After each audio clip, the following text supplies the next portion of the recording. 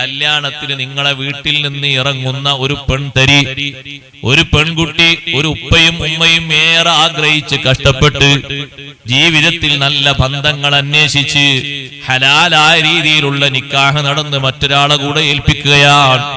ഹലാലായ വാചകങ്ങളൊക്കെ ചൊല്ലി സാക്ഷികൾ വിസ്തരിച്ച് ആ സാക്ഷികൾ ഷർത്തൊത്ത രീതിയിലുള്ള സാക്ഷികൾ അത് കേട്ട് നല്ല നിലക്ക് ആ ബന്ധം യോജിപ്പിക്കുകയാണ്. യോജിപ്പിക്കുന്ന ഈ ബന്ധത്തിന്റെ സന്തോഷം കൈമാറുന്ന ദിവസം ശരീരത്തിൽ നേരത്തെ മറച്ചിരുന്ന മറകൾ മുഴുവനും വെളിവാക്കി രംഗപ്രവേശനം നടത്തുന്നത് ഹറാമാണ്.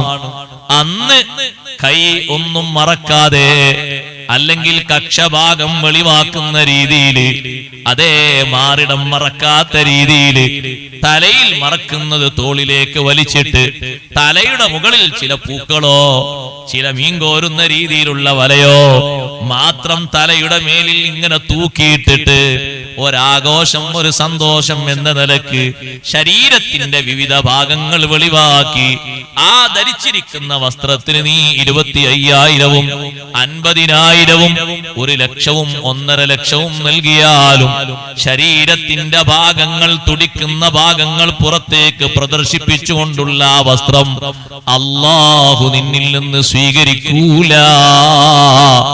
ആഘോഷത്തിൽ സന്തോഷത്തിന് പകരം നിനക്കവിടെ കുറ്റകൃത്യങ്ങൾ എണ്ണാം. സമ്മതിക്കുന്ന ബാപ്പയും കുറ്റക്കാരനാണ്, ഇത് ധരിപ്പിക്കുന്ന ഭർത്താവും കുറ്റക്കാരനാണ്, ധരിപ്പിക്കാൻ വേണ്ടി വരുന്ന ഭർത്താവിന്റെ കുടുംബക്കാരികളായ സഹോദരിമാരും കുറ്റക്കാരികളാണ്. ഇവരൊക്കെ കുറ്റത്തിൽ പങ്കാളികളാണ്.